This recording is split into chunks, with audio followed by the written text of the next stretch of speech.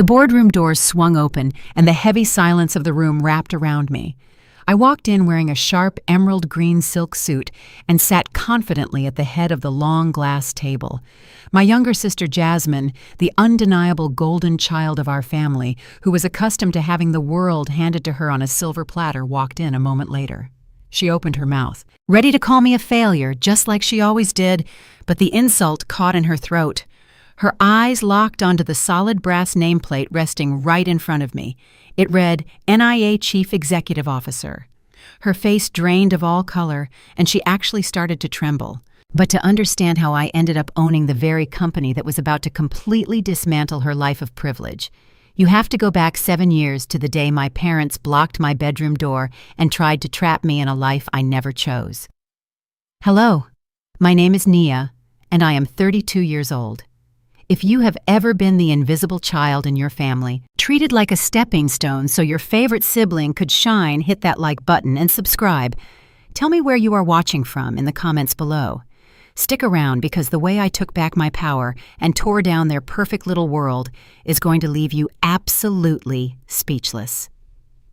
7 years ago, my life was a constant uphill battle for basic human respect. I was 25 and living back home in our house in suburban Atlanta. My parents, Marcus and Denise, were completely obsessed with appearances and social climbing. To them, success was measured entirely by who you married and how much wealth you could show off to the neighbors. And in their eyes, Jasmine had achieved ultimate perfection. Jasmine was loud, beautiful, and profoundly spoiled. She had recently married Trevor, a white investment banker from a highly affluent family. Trevor carried himself with a quiet arrogance and a deep sense of privilege that he wore like a tailored suit. My parents absolutely worshipped him. They believed Trevor was our family's golden ticket to elite society. Meanwhile, I was just Nia, the quiet and hardworking daughter, trying desperately to build a career in public relations. It was a Tuesday morning, the most important day of my professional life. I had landed a final round interview for a senior communications role at a top-tier firm in New York City. This was my ticket out of Atlanta and my ultimate chance to prove my worth. I had spent weeks preparing and scraping together enough money to buy a professional charcoal gray suit. I woke up at 5 in the morning, meticulously ironing my shirt and running through interview questions in the mirror.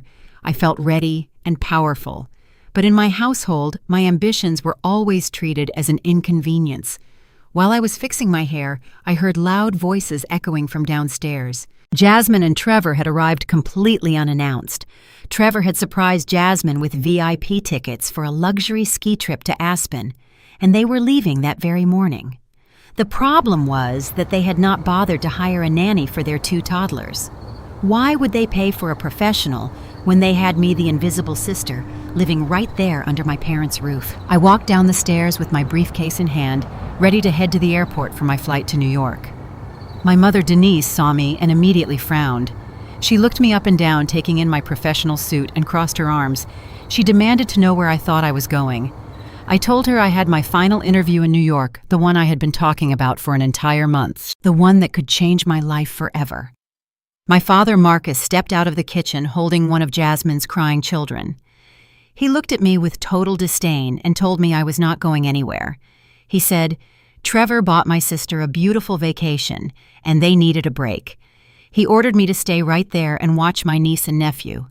I stared at them completely stunned. I explained that my flight was leaving in 2 hours and that this job was my entire future. Trevor just stood by the front door checking his expensive watch, looking completely bored by my pleading. He let out a heavy sigh and told me not to be so selfish. He called my career a foolish little dream and said he was sure the company could reschedule. Selfish. The word echoed in my mind. I had spent my entire life shrinking myself so Jasmine could take the spotlight. And now on the brink of my own success, they wanted me to cancel my future so she could go skiing. I tightened my grip on my briefcase, looked them dead in the eye, and told them absolutely not. The silence that followed was deafening. Jasmine gasped, pressing a hand to her chest, as if I had just physically struck her. Trevor actually laughed, a harsh and mocking sound that echoed in the high ceiling of the foyer. He shook his head and muttered something under his breath about how people like me never understand the value of family loyalty. But it was my mother who reacted with true venom, her face twisted into a mask of absolute outrage. "How dare you speak to your sister and your brother-in-law that way?" she shrieked. She marched up the stairs, closing the distance between us in seconds. Before I could even brace myself, she grabbed my arm with a grip so tight her nails dug into my skin. She physically shoved me backward, forcing me to retreat into my bedroom. My father followed right behind her, his face stern and unyielding. He was carrying Jasmine's 2 screaming toddlers. Without a single ounce of hesitation, he tossed the crying children directly onto my neatly made bed, right on top of my freshly printed resumes and my professional portfolio. The papers crumpled beneath their weight.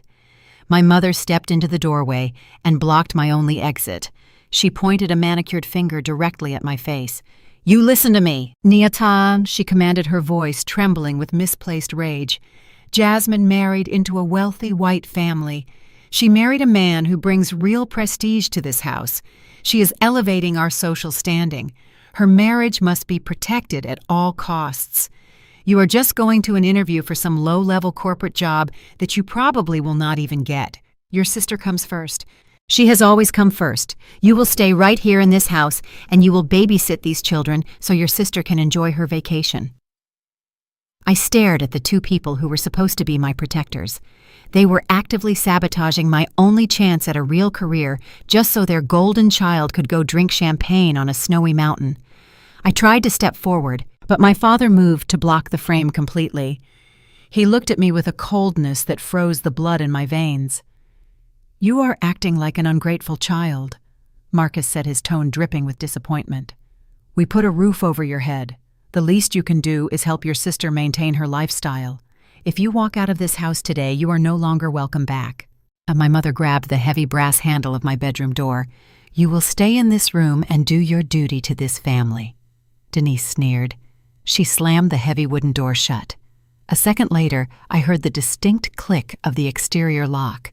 They had actually locked me inside my own room. I stood frozen in the center of the bedroom, listening to the sound of my parents walking back down the stairs, apologizing profusely to Trevor for my supposed bad behavior. I heard the front door open and the cheerful goodbyes as they sent Jasmine and Trevor off to the airport. On my bed, the 2 toddlers were screaming and throwing my crushed portfolio across the mattress. I looked at the clock on my wall. I had exactly 90 minutes before my flight began boarding. If I missed this plane, my career in New York was over before it even started. I would be stuck in Atlanta forever, trapped as the permanent babysitter and the invisible backbone for a family that completely despised me. I took a deep breath and let the reality of the situation wash over me. I was not going to cry. I was not going to beg them to open the door. I was going to save myself. I walked over to the bed and gently moved the children aside, making sure they were safe and secure on the soft mattress. I gathered the few unwrinkled copies of my resume and shoved them into my leather briefcase. I walked over to the second-story window and looked down. It was a 15-foot drop to the garden below. My charcoal gray pencil skirt was too tight for climbing. Without a second thought, I grabbed the hem of the skirt and ripped the seam straight up to my thigh. The fabric tore with a loud ripping sound, but I finally had a full range of motion. I threw my window open and felt the crisp morning air hit my face. I tossed my briefcase down first, aiming for the soft bushes below. Then I climbed onto the windowsill. I grabbed onto the sturdy metal drain pipe attached to the side of the brick house. My palms scraped against the rough exterior, but I did not care. I shimmied down the pipe, my expensive heels slipping against the brick wall. When I was a few feet from the ground, I let go and dropped into the damp soil of my mother's prized rose garden. I snatched my briefcase from the bushes, brushed the dirt off my blazer, and ran. I sprinted through the backyard, hopped over the wooden fence, and did not stop running until I was 3 streets away from my parents' house. I hid behind a large oak tree in the neighborhood park and pulled out my phone to order an Uber. My heart was pounding against my ribs, but my mind was completely clear as I sat in the back of the car watching the familiar streets of my childhood neighborhood blur past the window. My phone began to vibrate violently. The notifications lit up my screen one after another. My mother had obviously gone back upstairs to check on the kids and found the empty room. The text messages were a barrage of pure hatred. "You are a disgusting excuse for a daughter," Denise wrote. "How could you abandon your niece and nephew? You are a disgrace to this family," Marcus added. "Do not ever bother coming back to this house. You are dead to us." Jasmine chimed in from the airport lounge, sending a message that read, "You are completely pathetic, Nia. You are just jealous of my life and my husband. Enjoy your miserable little existence." I read every single word. I absorbed their venom and their entitlement, and then I smiled. A slow, cold smile spread across my face. I did not type a single word in response. I did not defend myself or explain my actions. I simply blocked their numbers, deleted their contact information, and turned off my phone. When I walked through the sliding glass doors of the airport terminal, I felt a massive weight lift off my shoulders. I boarded my flight to New York City, and as the plane lifted off the runway, leaving Atlanta far behind, I made a silent vow.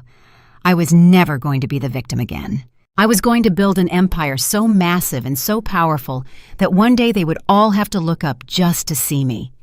The first few years in New York City were a brutal test of my endurance. I had aced that interview and secured the job, but living in one of the most expensive cities in the world on a junior specialist salary was a nightmare. I rented a tiny, windowless room in a cramped apartment shared with 3 other people. I survived on cheap instant noodles and whatever leftover catering I could scavenge from corporate meetings. I worked my demanding corporate job from 9 in the morning until 6 o'clock in the evening. Then I would rush to a local diner to work a shift as a waitress until midnight. On weekends, I did freelance copywriting just to keep the lights on. It was exhausting and lonely. There were nights when my entire body ached from standing and my bank account was completely overdrawn. I would sit on my mattress in the dark, staring at the glowing screen of my laptop. Through mutual connections on social media, I would see the glamorous life my family was living back in Atlanta. Jasmine was constantly posting pictures of her lavish lifestyle photos of her wearing designer clothes, sipping expensive cocktails in VIP lounges, and bragging about her perfect marriage to Trevor. My parents were always in the comment sections, praising her, calling her their greatest blessing. They posted professional family portraits where everyone was smiling, looking like the ultimate picture of success. I had been completely erased from their history. It was as if I had never existed at all, but I did not let their happiness break me. Instead, I used it as fuel. Every time I saw Jasmine flaunting her wealth, I worked another hour.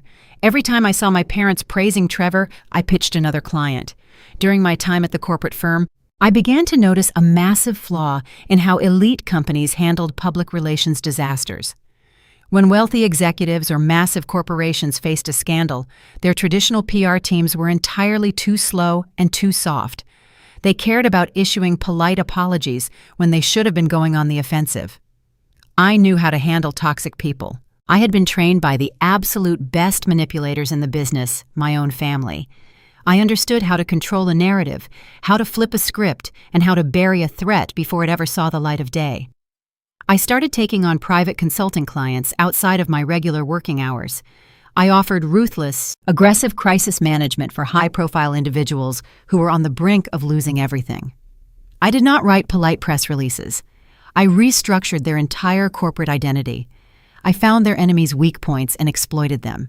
I saved a billionaire CEO from a devastating embezzlement scandal by shifting the narrative and restructuring his board of directors overnight. Word of my specific brand of ruthless efficiency spread through the elite circles of the East Coast like wildfire. They started calling me the crisis fixer. By my 28th birthday, I quit my corporate job and officially launched Apex Vanguard. We were not just a public relations firm. We were a corporate restructuring and crisis management empire. We swallowed failing companies, neutralized toxic executives, and rebuilt corporate giants from the ashes. I hired the smartest, most aggressive lawyers and analysts in New York. Within 4 years, Apex Vanguard was pulling in tens of millions in revenue. I traded my torn pencil skirts for custom-tailored silk suits. I moved out of that windowless room and bought a stunning penthouse overlooking the Manhattan skyline. I was no longer the invisible sister. I was a self-made millionaire, a corporate titan who could make or break a company with a single phone call. And then 7 years after I climbed out of that bedroom window, the ultimate opportunity dropped right onto my desk. I was sitting in my corner office sipping a black coffee when my lead financial analyst walked in and handed me a confidential intelligence report. My company regularly monitored failing investment funds and vulnerable corporations looking for lucrative acquisition targets. But the names on this specific report made my heart skip a beat. The document detailed the impending collapse of a major venture capital fund based in Atlanta. The fund was hemorrhaging money due to massive internal fraud and illegal wire transfers. The vice president of that failing fund was none other than my arrogant brother-in-law, Trevor. And it got better. To cover up his massive financial crimes, Trevor had been illegally funneling money through a corporate communications department at a separate financial firm. The director of that communications department, who was blindly signing off on these fraudulent transfers, was my sister Jasmine. The board of directors at Jasmine's firm had caught wind of the missing funds. They were absolutely panicked. They knew a federal investigation would destroy their entire company. So they did what panicked corporations always do. They voted to hire the most ruthless crisis management firm on the East Coast to come and clean house fire the guilty parties and restructure the company before the authorities found out. They reached out to Apex Vanguard. I sat in my leather chair, reading the report detailing the absolute destruction of my family's fake perfect life. Trevor was a criminal. Jasmine was his clueless accomplice, and their entire house of cards was about to burn to the ground. The board of directors in Atlanta was offering Apex Vanguard a massive contract and a controlling voting share in the company if we could save them from the fallout. I picked up my gold fountain pen, signed my name on the acquisition contract, and smiled. I pressed the button on my intercom and called my assistant. I told her to book a private jet to Atlanta. It was finally time to go home. The private jet touched down in Atlanta just as the sun began to set, casting a golden glow over the city that had once been my prison. I sat in the back of the Maybach my assistant had arranged, watching the familiar skyline roll by. 7 years ago, I fled this city in a torn skirt with absolutely nothing but a crushed portfolio and a desperate dream. Now I was returning as the majority voting shareholder of the very company that employed my golden child sister. I pulled up the schedule my intelligence team had compiled. My family was highly predictable. Every Friday afternoon they gathered at an exclusive rooftop cafe in Buckhead to drink imported tea and loudly brag about their supposed wealth to anyone who would listen. I tapped the privacy glass and told my driver exactly where to go. The cafe was an obnoxious display of new money and false prestige. From the moment I stepped out of the car, the valet drivers scrambled to open the heavy glass doors for me. I was wearing a pristine white tailored suit that cost more than my parents' first mortgage. As I walked onto the crowded outdoor terrace, I spotted them immediately. They were sitting at a premium corner table. Jasmine was draped in flashy designer logos, holding a luxury handbag that I knew for a fact was purchased with stolen corporate funds. Trevor sat beside her, looking incredibly smug, gesturing widely as he spoke. My parents, Marcus and Denise, were leaning in, hanging on to his every word as if he were a prophet. I walked slowly toward their table. The rhythmic clicking of my heels against the marble floor seemed to cut through the ambient noise of the restaurant. Jasmine was the first one to notice me. Her obnoxious laughter died in her throat, and her eyes widened in absolute shock. She nudged Trevor, who turned around with a scowl that quickly morphed into utter confusion. My parents looked up, and I watched the blood drain directly from my mother's face. For a long, terrifying moment, nobody at the table moved a single muscle. They just stared at the woman they had thrown away 7 years ago. Trevor was the first to recover. He leaned back in his chair, draped his arm over Jasmine's shoulders, and let out a condescending chuckle. He looked me up and down, taking in my tailored suit and expensive jewelry, but his deeply ingrained arrogance refused to let him see the reality of the situation. "Well, look who decided to finally show her face," he said, his tone dripping with thick superiority. "Nia, right? Are you still doing that little public relations gig up in New York? You know, if things are getting too tough for you up there. My firm is actually hiring. My receptionist just put in her 2 weeks' notice. The pay is minimum wage, but I am sure it is a step up for you." My parents immediately found their courage hidden behind his aggressive disrespect. My mother, Denise, slammed her teacup down onto the saucer. "You have a lot of nerve showing up here after what you did to this family," she hissed, leaning across the table. You probably spent every last dime you have renting that car and buying that suit just to come down here and pretend you are doing well. We are not giving you a handout, Nia." My father Marcus scoffed and shook his head. "Your sister is about to be named vice president of her firm," he declared proudly. "She and Trevor are building an empire. You ran away from your responsibilities and now you have nothing. Do not think you can come crawling back into our lives now that Jasmine is rich and successful." Jasmine finally found her voice. She adjusted her stolen designer bag and gave me a look of pure, unadulterated pity. "It is actually kind of sad, Nia," she sneered. "You completely missed out. Trevor and I just bought our third investment property. We are untouchable in this city. You should have just stayed in your room and watched the kids like a good sister.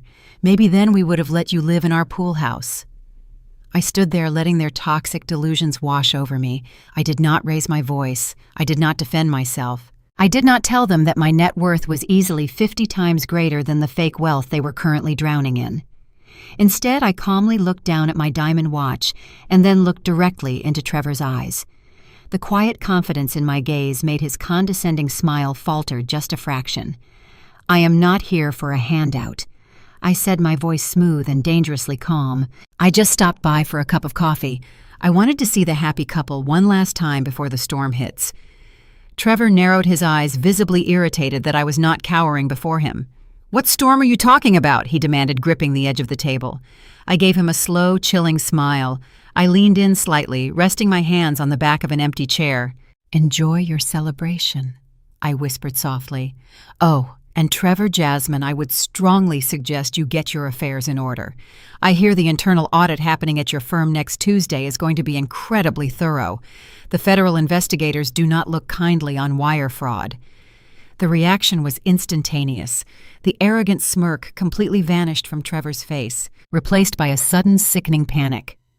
Jasmine blinked in rapid confusion, completely unaware of the massive financial crimes her husband had committed using her department.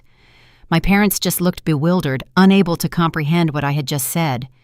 Before any of them could utter another word, I turned around and walked out of the cafe. I climbed back into the waiting Maybach and instructed the driver to take me to my luxury hotel. The trap was set and the countdown had officially begun. The very next morning, the shockwave hit Atlanta with the force of a massive earthquake. At exactly 8 in the morning, Jasmine walked into the glass lobby of her financial firm, expecting to be greeted as the new vice president. Instead, she was met by a team of grim-faced security guards and a squad of external auditors. Her keycard was immediately deactivated. The firm's corporate board had initiated a total asset freeze on her entire department. All executive operations were completely suspended, pending a hostile restructuring by an outside firm. Across town, Trevor was experiencing his own personal nightmare. The venture capital fund he managed was suddenly locked down. The banking executives had discovered the missing $5 million.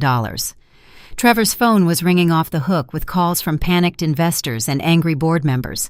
He tried to transfer money out of his hidden offshore accounts to cover his tracks, but the accounts had already been frozen by the authorities. His entire web of lies was unraveling in real time. Jasmine locked herself in a glass conference room, her hands shaking violently as she called her husband. Trevor answered on the first ring, his voice completely hysterical. He demanded to know what was happening at her office. Jasmine was sobbing uncontrollably, telling him that external auditors were seizing her computers and demanding access to the wire transfers she had approved for his company. She asked him why the board was freezing her assets and what the auditors meant when they mentioned corporate embezzlement. Trevor did not have an answer.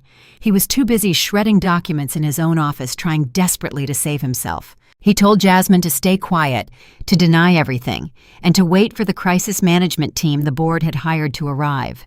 The board of directors had sent out a company-wide memo that morning announcing that a ruthless task force from New York City was flying in to take complete control of the company and terminate the guilty parties.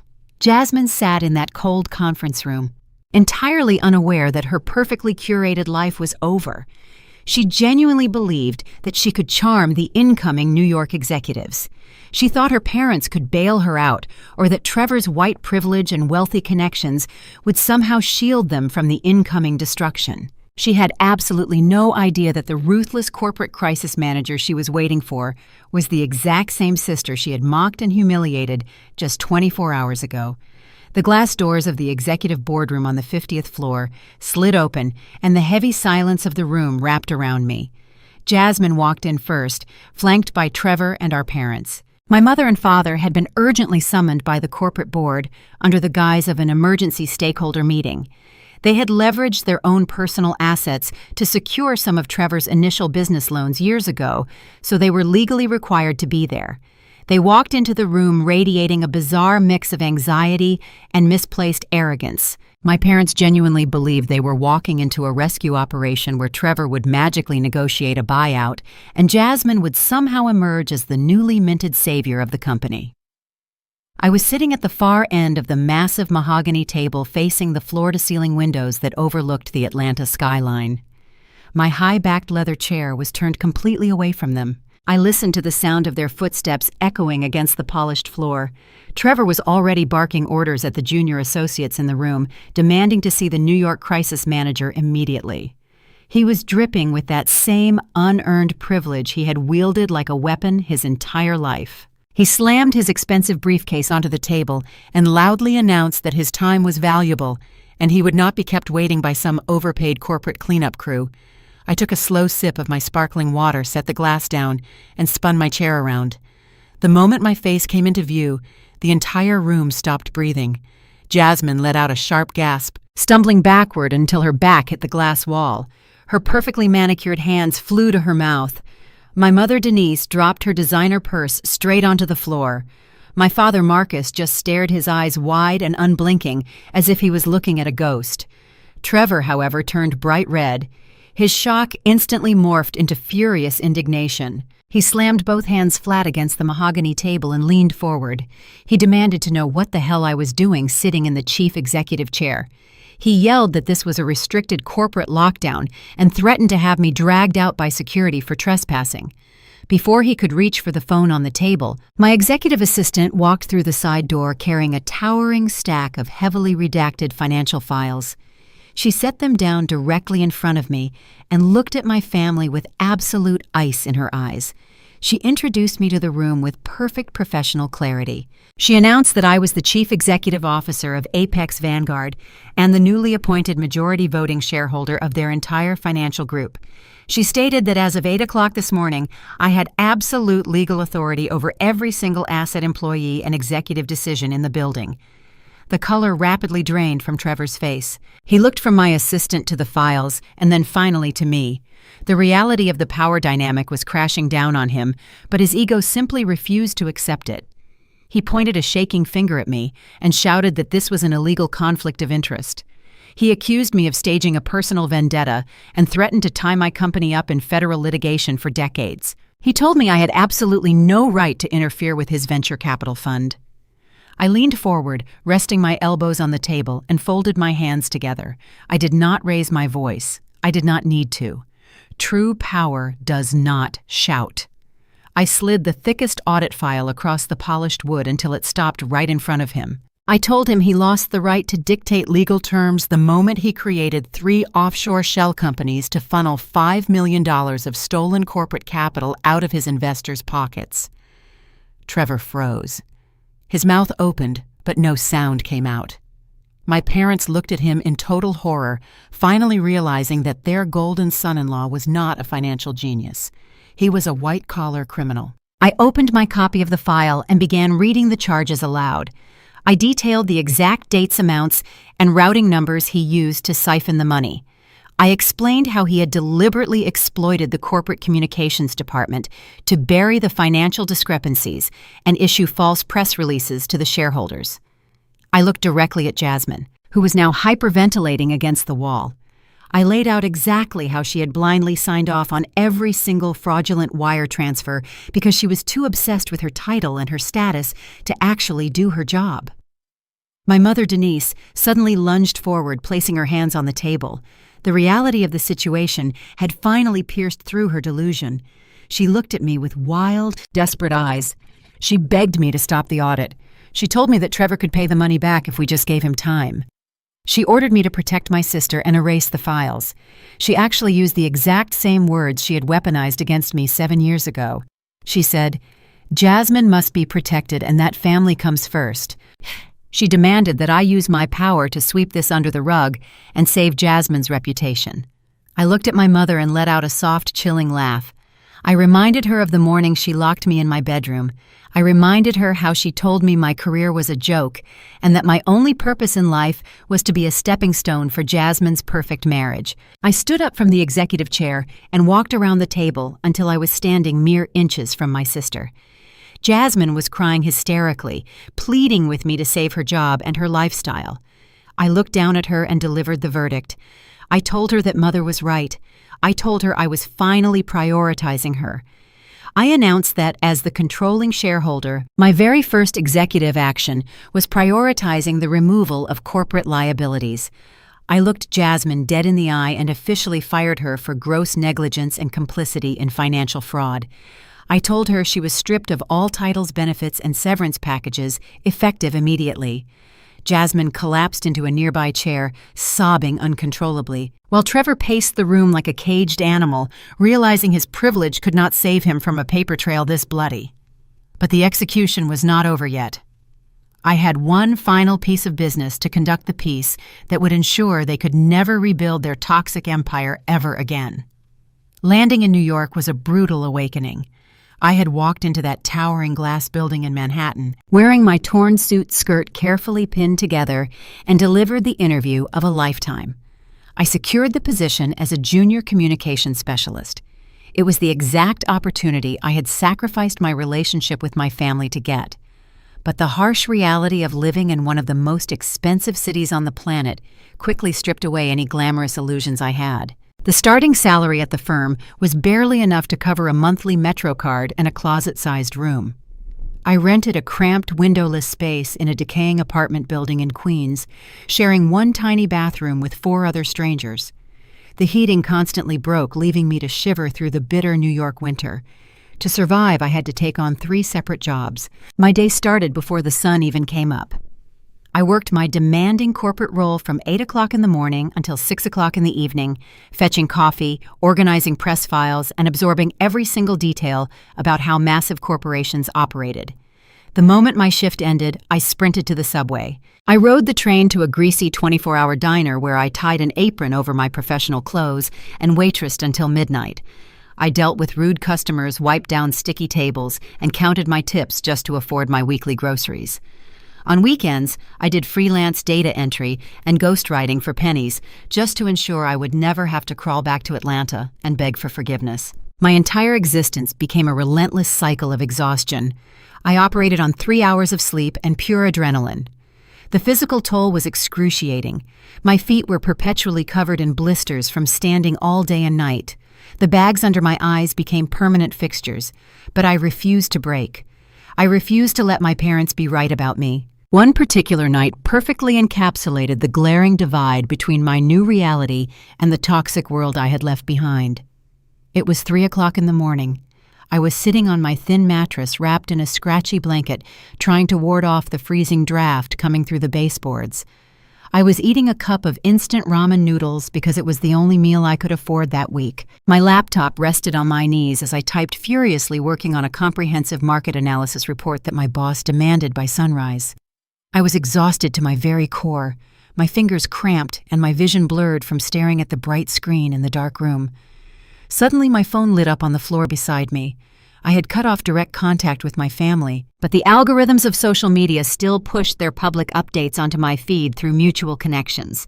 The screen flashed brightly, illuminating the dark, cramped walls of my bedroom. It was a photo tag from Jasmine. She had posted a high-definition album from her luxury vacation in Aspen, the very same vacation I had been expected to sacrifice my career for. I put down my cheap noodles and picked up the phone. I swiped through the images with cold detachment. There was Jasmine draped in designer winter gear, holding a crystal flute of expensive champagne. She was sitting by a massive stone fireplace in a 5-star ski lodge, her husband Trevor beaming arrogantly beside her. The caption read, "Living my best life with the absolute best husband." But the comment section was what truly turned my blood to ice. My mother Denise had commented right at the top, "You are our greatest pride and joy, Jasmine.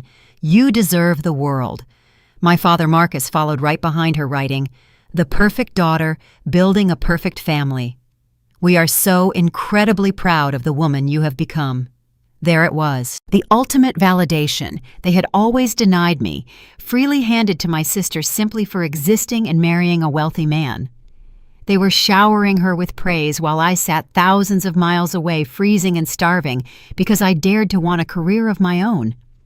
They were drinking vintage champagne on a snowy mountain while I ate dollar ramen in a windowless box in Queens. A weaker person might have shattered right there.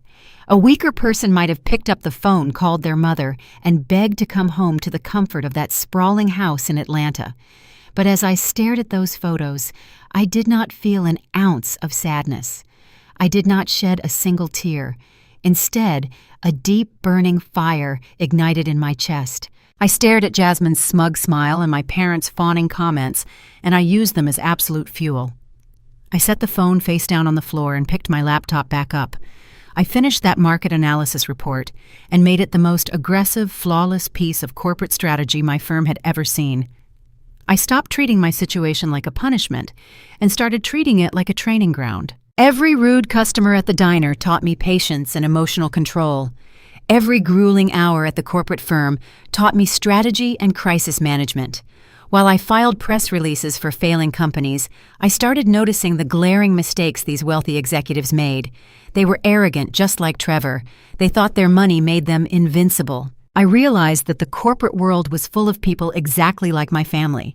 Every hunger pang reminded me of exactly what I was fighting for. I was building my armor piece by piece in the shadows. They thought they had buried me by cutting me off. They had no idea they had actually planted a seed that was about to grow into an unstoppable corporate monster. The traditional corporate playbook was completely pathetic. I watched top-tier executives cower behind generic apology statements and charitable donations whenever they were caught in a massive scandal. My bosses at the communications firm were terrified of confrontation. They always played defense, trying to appease the media and beg for public forgiveness. But growing up in a house ruled by narcissists and manipulators taught me a very different lesson. Playing defense only makes you a target. You never apologize to a predator. You find their leverage and you break it. I realized these billionaires did not need public relations. They needed a wartime consigliere. They needed someone who could think exactly like the toxic people trying to destroy them. I started testing my theories quietly in the shadows. My first real opportunity came during my second year in New York. A prominent tech executive was about to be ousted by his own board of directors over a leaked financial scandal. My firm was advising him to step down gracefully and surrender his equity to save face. I managed to get 10 minutes alone with him in an elevator. I told him stepping down was professional suicide and that apologizing would only accelerate his demise. I offered him an alternative strategy outside of company hours. He was desperate enough and arrogant enough to agree. I did not write him an apology speech. Instead, I spent 48 straight hours digging into the financial histories of the board members trying to oust him. I used every investigative trick I had learned to follow their digital footprints. I discovered the lead board member was actively funneling company assets into a private real estate venture. I drafted a counter-narrative and handed the executive the exact documents he needed to blackmail the board into absolute submission. By Monday morning, the executive was not fired. The lead board member quietly resigned for personal reasons, and the scandal vanished from the news cycle. The executive wired me a private consulting fee that was triple my annual salary. That single wire transfer changed my entire trajectory. Word traveled fast among the ultra-wealthy.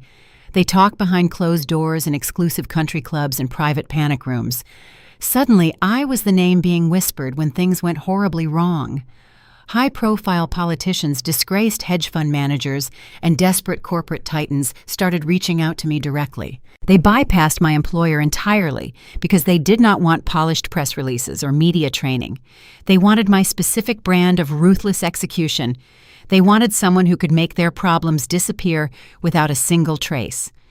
The day I officially quit my junior communications job was the day I stopped playing by other people's rules. I walked out of that firm, leaving behind the grueling hours and the pathetic salary. With the capital I had amassed from my private clients, I leased a sleek office space in downtown Manhattan. I walked into the local registry and officially incorporated my business. Apex Vanguard was born. It was not a public relations agency. We operated as a shadow firm specializing in extreme crisis management and aggressive corporate restructuring. I built my empire with deliberate, calculated precision. I did not hire traditional marketing graduates with soft communication degrees. I recruited aggressive corporate lawyers, former intelligence analysts, and ruthless financial auditors. I built a team of absolute sharks who understood that in the corporate world, empathy was a dangerous liability.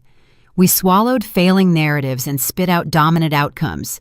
If a client was facing an embezzlement charge, we did not just hide the money trail. We orchestrated a hostile takeover of the accusing company and buried the evidence deep in the acquisition paperwork. We were surgical, and we were completely merciless. Apex Vanguard thrived because I applied the very same psychological warfare my mother and father used on me, but I monetized it on a massive scale. My parents taught me how to identify a person's deepest insecurity and exploit it for leverage. They taught me how to control a narrative by speaking louder and acting faster than the victim. I took all that generational toxicity, all that manipulation and trauma, and I weaponized it against the elite. I became the absolute master of the corporate chessboard because I was no longer emotionally compromised. I viewed every single business transaction through a lens of absolute cold logic. The millions started rolling in. The rapid growth of Apex Vanguard was entirely unprecedented. Within 3 years, my small downtown office expanded into a multi-floor headquarters in a towering glass skyscraper. We were handling multi-billion-dollar mergers, mitigating international corporate disasters, and reshaping the financial landscape of the entire East Coast. My reputation preceded me in every boardroom I entered. They called me the crisis fixer to my face, but behind closed doors, they called me something else. They called me terrifying, and I loved every single second of it. I had transformed the invisible, neglected girl from Atlanta into an untouchable force of nature. I had supreme wealth, absolute power, and total control over my own destiny. By the time I reached my 30th birthday, I was officially a self-made millionaire. The bank accounts that used to hover dangerously close to zero now held comfortable 8-figure balances. Apex Vanguard was no longer just a crisis management firm. We had evolved into an apex predator in the corporate ecosystem. We began aggressively acquiring smaller boutique public relations agencies and independent financial consulting firms. I dismantled their soft, outdated approaches and absorbed their high-net-worth clients into my own portfolio. If a competitor tried to undercut our pricing or steal a client, I did not waste time negotiating. I simply leveraged my capital to buy their parent company and fired their entire executive board on a Tuesday morning. I demanded absolute perfection and relentless dedication from my team. They delivered flawless results because I paid them better than anyone else on Wall Street, and because they knew I would never tolerate a single excuse. My entire physical presence transformed to match the ruthless nature of the business I had built. The timid girl who used to shrink into the background wearing ill-fitting clearance rack blazers was completely dead and buried. I hired an exclusive personal stylist and overhauled my entire wardrobe. I threw out anything that looked soft or compromising. I exclusively wore custom-tailored silk suits with razor-sharp shoulder pads that gave me a formidable silhouette. Deep emerald greens, rich crimsons, and stark monochromatic blacks became my signature colors. I walked into aggressive corporate boardrooms wearing heavy Cartier watches and designer stiletto heels that echoed against marble floors like a warning shot. I learned very quickly that in rooms dominated by old money and aggressive men, visual intimidation was half the battle. When I sat at the head of a conference table, my posture, my clothes, and my cold, unblinking stare commanded absolute submission before I even spoke a single word. My days were a heavily orchestrated symphony of high-stakes negotiations and corporate warfare. I operated from a sprawling corner office enclosed in floor-to-ceiling bulletproof glass. The panoramic view of the Manhattan skyline was a daily reminder of exactly how high I had climbed from that muddy garden in Atlanta. One crisp Tuesday morning, I was standing by the window sipping a black espresso and reviewing our quarterly acquisition targets. The heavy mahogany doors to my office swung open. My lead intelligence director, Elena, walked in. Elena was a former forensic accountant for the federal government and the most relentless investigator on my payroll. She did not bother with pleasantries or small talk. She knew I only cared about actionable data.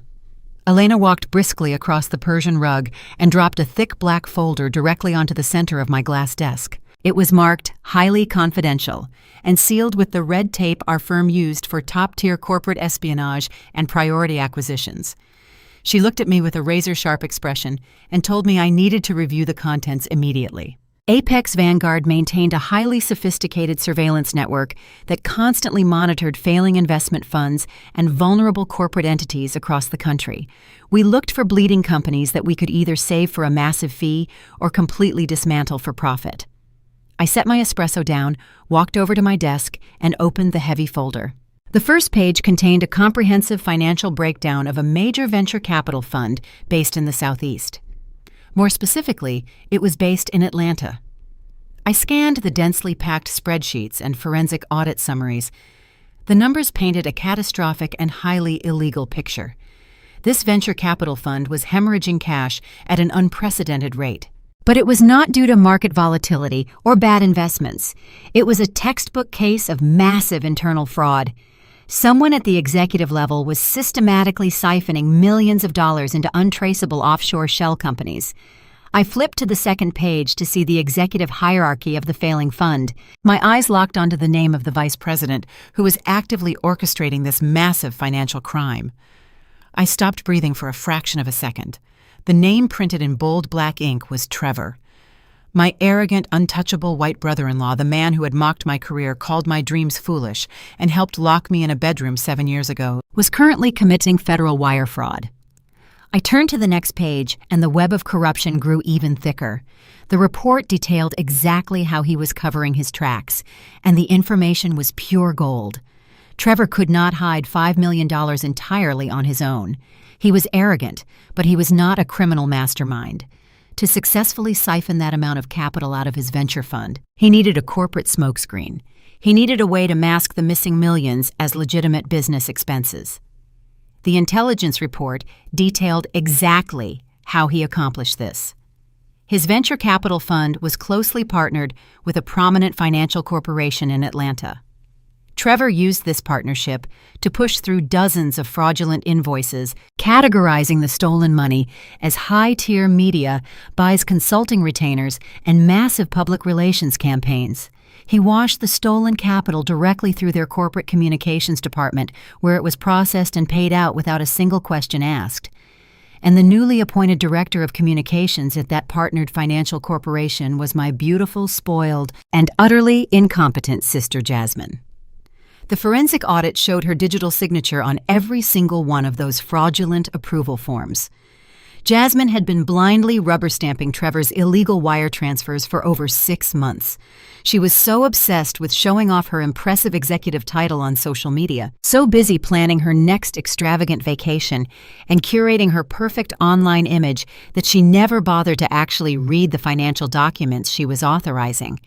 She saw a request from her wealthy white husband, and she simply approved it to maintain the illusion of their corporate power couple status. She was his perfect, clueless accomplice. But paper trails in the financial sector never truly disappear. The board of directors at Jasmine's corporation had recently hired an aggressive internal auditor who flagged the massive financial discrepancies. The board was now in a state of absolute terror. They knew that if the federal authorities or the Securities and Exchange Commission caught wind of a $5 million black hole tied to fraudulent wire transfers, their entire corporation would face devastating federal indictments. The board needed to contain the blast radius immediately and quietly. They needed a ruthless external firm to come and freeze all assets, isolate the guilty executives, and restructure the corporate hierarchy before the government broke down their glass doors. In their desperate bid to survive, the board of directors did not look for local help in Atlanta. They wanted the most aggressive, untouchable crisis management firm on the East Coast. They sent a frantic, highly confidential proposal directly to Apex Vanguard. Elena stood silently in front of my desk, watching my eyes scan the final page of the corporate proposal. The board in Atlanta was offering my company a massive 8-figure consulting fee, but more importantly, they were offering a controlling voting share in their financial group in exchange for our immediate intervention. They were essentially handing over the keys to their entire empire, begging my firm to save them from the criminal disaster my own brother-in-law had created. I traced my manicured finger over the names printed on the audit report. Trevor and Jasmine, the two people who had laughed in my face while they locked me in a bedroom 7 years ago. The two people my parents worshipped as the absolute pinnacle of success and social grace. They had built their lavish, arrogant lifestyle on a fragile foundation of stolen money and profound stupidity. And now, by pure poetic coincidence, they had unwittingly handed me the detonator to blow their entire fake reality to pieces. A cold electric thrill coursed through my veins. This was no longer just another lucrative business acquisition. This was absolute surgical justice. I looked up at Elena. She knew the calculating look on my face and asked if we were taking the contract. I reached into my top desk drawer and pulled out my heavy gold fountain pen. I flipped to the final signature page of the acquisition agreement. With a perfectly steady hand and a heartbeat pulsing with pure adrenaline, I signed my name on the dotted line. By executing that single signature, Apex Vanguard officially became the majority shareholder and the supreme governing authority over the financial corporation that employed my sister. As of that exact second, I practically owned her entire professional existence. I handed the signed contract back to Elena and gave her strict, immediate orders. I instructed her to initiate the hostile takeover protocols without a shred of hesitation. I told her to contact the bank and freeze all departmental assets under Jasmine's control. I also ordered our legal team to draft the termination papers for the Executive Communications Department. Then I pressed the silver button on my desk intercom system. My executive assistant answered immediately, her voice crisp and professional. I told her to clear my entire schedule for the next 3 days. I instructed her to have the flight crew prepare the company private jet for an immediate departure. When she asked for our destination, I could not help the slow, predatory smile that spread across my face. I told her we were going to Atlanta. It was finally time to go home and collect my debts. The flight to Atlanta was swift. I sat in the plush leather seat of my private jet, watching the clouds part as we descended into the city that had once been my prison. My intelligence team had already mapped out my family's exact schedule. They were creatures of deeply ingrained arrogant habits. Every Friday afternoon, they gathered at an exclusive, ultra-expensive cafe in the heart of Buckhead. It was a place designed entirely for new money to loudly broadcast their supposed wealth over overpriced imported tea and delicate pastries. I stepped off the jet and into the back of a waiting black Maybach that my assistant had secured. I tapped the privacy glass and handed the driver the address. As we navigated through the familiar streets, the heavy southern heat pressed against the tinted windows, but inside the car, the air conditioning was ice cold, perfectly matching my current state of mind. I was wearing a pristine, white, custom-tailored silk suit that cost more than my parents' first mortgage, paired with towering designer stilettos and a heavy diamond Cartier watch. I wanted to look like absolute untouchable power. The Maybach glided to a smooth halt in front of the cafe. The valet drivers instantly scrambled over each other to open my door, their eyes widening at the sheer presence of the vehicle. I stepped out onto the sunlit pavement, adjusted my blazer, and walked through the heavy glass doors. The interior of the cafe was a masterclass in pretentious luxury. Crystal chandeliers hung from the high ceilings, and the ambient sound of clinking fine china mixed with soft jazz. I did not need to search for long. My family was seated at a premium corner table perfectly positioned so everyone in the room could see them. I walked slowly toward them, letting the rhythmic clicking of my heels echo against the polished marble floor. As I approached, I could hear their loud, arrogant conversation bleeding through the ambient noise of the restaurant. They were in the middle of a massive celebration. Jasmine was sitting there, draped in flashy designer logos, holding a limited edition luxury handbag that I knew for an absolute fact was purchased with the stolen corporate funds Trevor had funneled through her department. She was beaming, waving her manicured hand as she spoke. "The board is officially announcing my promotion to vice president next week," Jasmine bragged. Her voice pitched high enough for the neighboring tables to hear. "Trevor is helping me pick out the new furniture for my corner office. It has to be perfect." Trevor sat beside her, looking incredibly smug. He swirled his iced drink and leaned back in his chair with the unearned confidence of a man who thought he was completely invincible. "It is only fitting," Trevor declared loudly. "My venture capital fund just broke another record quarter. Between my investments and your new VP title, we practically own the financial sector in this city. We are building an empire." My parents, Marcus and Denise were leaning across the table, hanging on to his every word as if he were a visionary prophet. My mother reached out and affectionately patted Jasmine's hand. "We are just so incredibly proud of you both." Denise gushed, her face glowing with intense validation. "You two are the absolute pinnacle of success. You represent the very best of this family." My father, Marcus, nodded vigorously in agreement, puffing out his chest. "You have elevated our entire social standing. You are the perfect power couple. Everyone at the country club is talking about your promotion, Jasmine." They were drowning in their own toxic delusions, completely unaware that the ground beneath them was already caving in. Their entire empire was a crumbling house of cards built on federal wire fraud and staggering incompetence. I stopped walking when I was exactly 5 feet away from their table. I stood there perfectly still, radiating silent authority, and waited for them to notice the executioner standing in their presence. Jasmine was the first one to see me. She had been in the middle of taking a sip from her delicate teacup when her eyes locked onto mine. The obnoxious laughter instantly died in her throat. The teacup rattled violently against its saucer as her hands began to shake. Her eyes widened in absolute shock, and her jaw went slack. She nudged Trevor, frantically tapping his arm to get his attention. Trevor turned around with a deep scowl, ready to berate whoever was interrupting his moment of glory. But when he saw me, his arrogant expression morphed into utter confusion. My parents followed his gaze. I watched the blood drain directly and completely from my mother's face. The healthy flush of pride she had just been wearing vanished, replaced by a sickly pale shade of genuine horror. My father simply stared, his eyes wide and unblinking, as if a ghost had just materialized in the middle of the luxury cafe. For a long, terrifying moment, nobody at the table moved a single muscle. The clinking of the china and the soft jazz playing in the background seemed to fade away, leaving only the suffocating tension radiating from their table. They just stared at the woman they had cruelly thrown away 7 years ago, the daughter they had locked in a bedroom and tried to sabotage the sister they had mocked and belittled to elevate their own pathetic egos.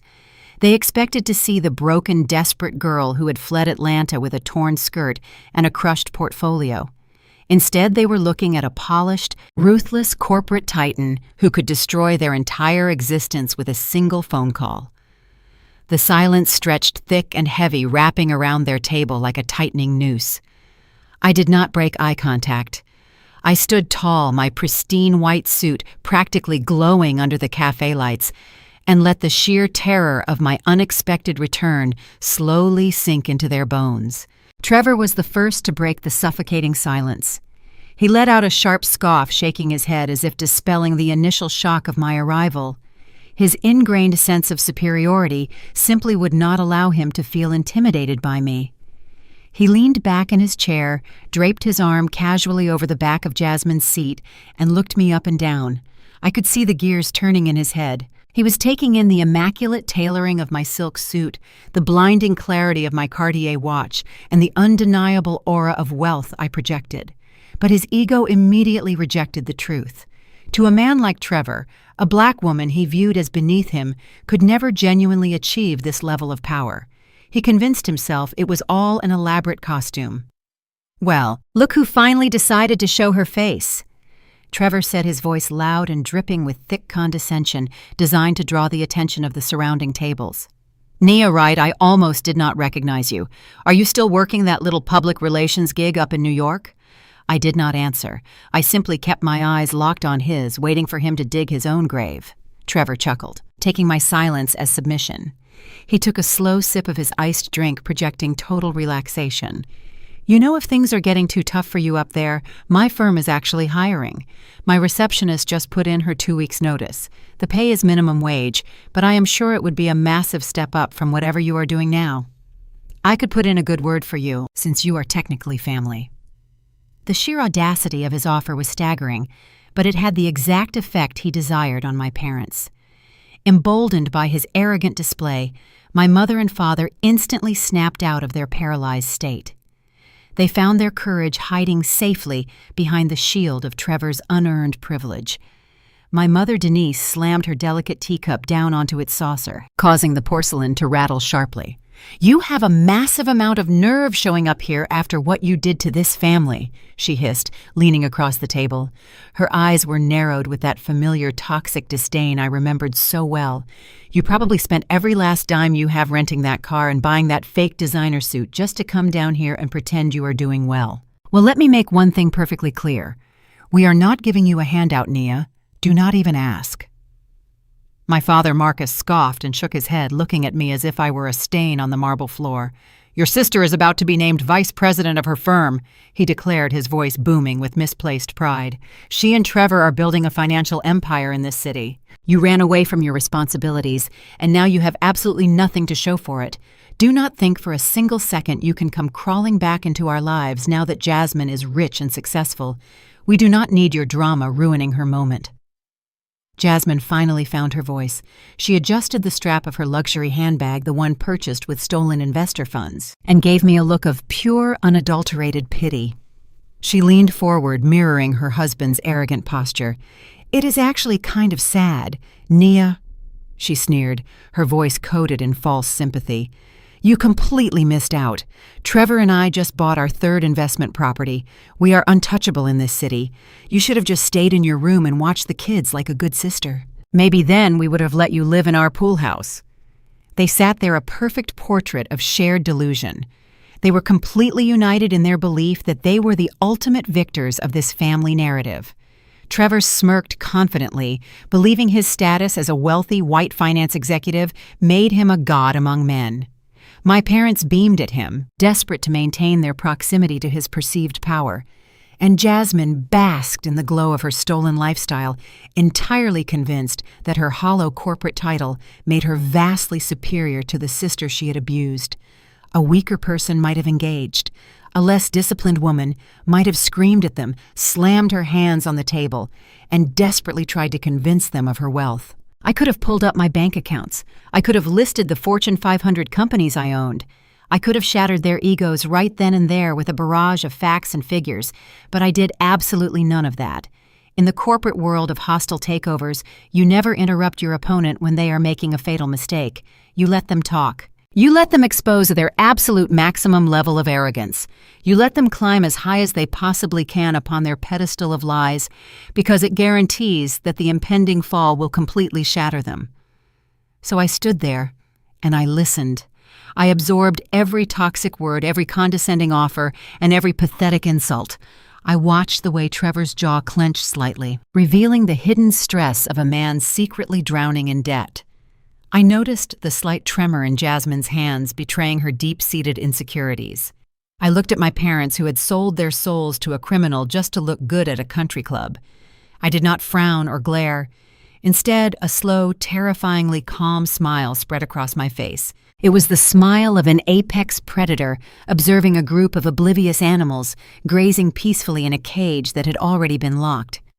I let the silence stretch out after Jasmine finished her insult, allowing my complete lack of intimidation to unsettle them. My unwavering composure began to heavily crack Trevor's confident facade. He shifted uncomfortably in his chair, suddenly hyper-aware that his insults had failed to land. He had fired his best shots, and I was standing before him completely unscathed. I did not raise my voice to match my mother's shrill, defensive tone. I did not pull out my phone to show Jasmine the 9-figure balance sitting securely in my corporate accounts. I didn't even bother to verbally decline Trevor's insulting offer to work as his minimum wage receptionist. Engaging in a screaming match in the middle of a crowded luxury cafe would imply that their opinions still held weight. It would signal that I still craved their validation. Instead, I let the silence stretch for just a few seconds longer, wrapping around their table like a heavy, suffocating winter coat. Slowly and deliberately, I raised my left wrist. The diamonds on my Cartier timepiece caught the afternoon sun, sending fractured beams of light dancing across the pristine white tablecloth. I studied the face of the watch for a brief moment, acting as though this family reunion was nothing more than a minor, irritating scheduling conflict in my otherwise highly important day. The watch was a symbol, a physical manifestation of everything I had built. But more importantly, it represented the one thing they were rapidly running out of time. I dropped my arm and looked directly into Trevor's eyes. I bypassed my parents entirely and ignored Jasmine's confused, expectant stare. I focused all my energy on the man who thought his white collar and unearned privilege made him an invincible god among men. "I am not here to ask for a handout," I said, my voice carrying the smooth, dangerous cadence of a seasoned corporate predator. "I just stopped by for a quick cup of coffee. I wanted to see the happy couple one last time before the storm hits." Trevor's brow furrowed. The arrogant, relaxed smirk completely melted off his face, replaced by a sudden and sharp weariness. He leaned forward, gripping the edge of the table so tightly his knuckles turned a stark white. "What storm are you talking about?" he demanded. There was a slight tremor in his voice now. The forced relaxation was entirely gone, replaced by the primal instinct of a cornered animal realizing it had stepped into a trap. I gave him a slow, chilling smile.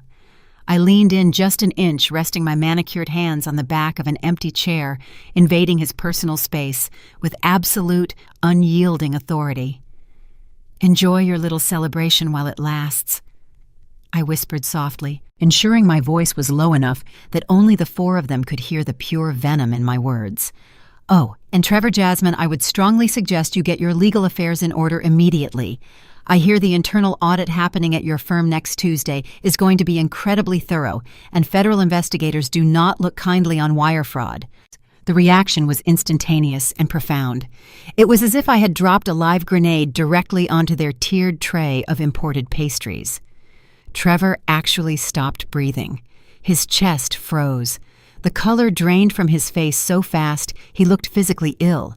The words audit and wire fraud hung in the air between us, heavy and loaded with imminent destruction. He knew exactly what he had done. He knew about the $5 million, the offshore shell companies, and the fake invoices. Hearing those specific crimes slip from the lips of the sister-in-law he had just brutally mocked sent him into a state of sheer, unadulterated panic. Jasmine blinked in rapid succession, her mind struggling to process the sudden violent shift in the atmosphere. She looked from me to her husband, waiting for him to laugh it off, waiting for him to put me back in my place with a clever insult. But Trevor was completely silent. He was staring at me with wide, terrified eyes, his mind desperately trying to calculate how I could possibly know about the stolen millions.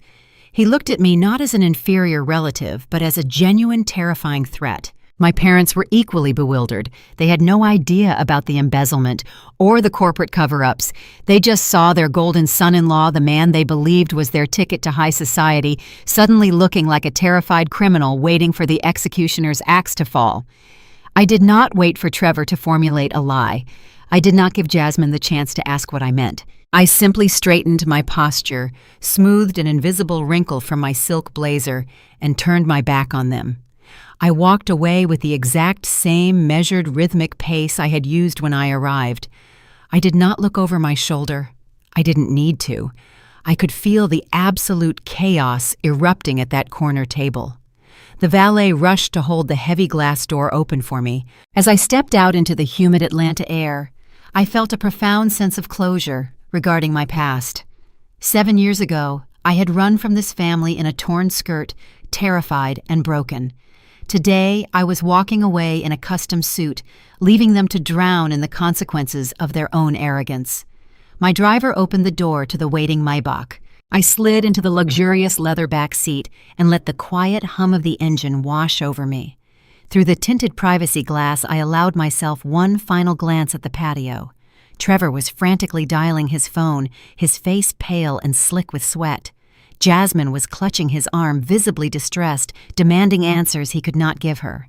My parents sat frozen in their seats, their perfect afternoon completely shattered by a few carefully chosen words.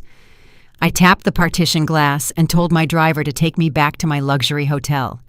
I pulled my encrypted tablet from my briefcase and sent a single secure message to Elena, my intelligence director back in New York. The psychological warfare had been successfully executed. I had planted the seed of absolute terror in Trevor's mind, ensuring he would spend the entire weekend making panicked, irrational decisions that would only further incriminate him. He would try to move the money. He would try to delete the emails, and my team would be tracking every single keystroke.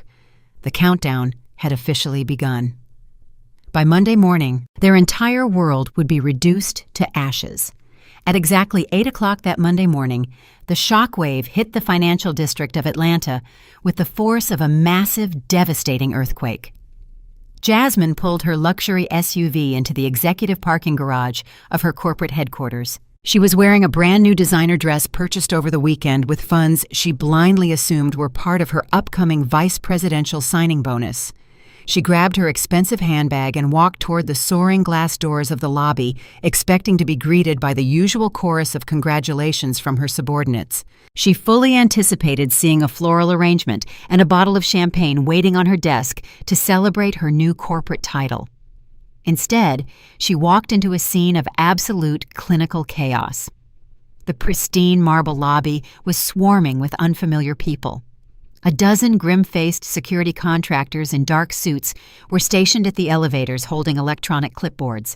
Alongside them, a squad of external forensic auditors was systematically moving through the ground floor offices packing hard drives into secure evidence boxes. Jasmine frowned, annoyed by the disruption to her perfect morning. She marched up to the executive elevator bank and swiped her gold-tier access badge against the scanner. The machine emitted a harsh red light and a sharp, denying buzz. She swiped it again. Denied. Before she could demand an explanation from the front desk, 2 towering security guards stepped directly into her path. They did not address her by her new fabricated title. They simply asked her to confirm her name and then instructed her to hand over her corporate phone, her building keys, and her company-issued laptop. Jasmine demanded to know who was in charge and threatened to have them fired instantly. The security guards did not even blink. They silently escorted her away from the executive elevators and led her into a transparent glass conference room on the ground floor, locking the door behind her.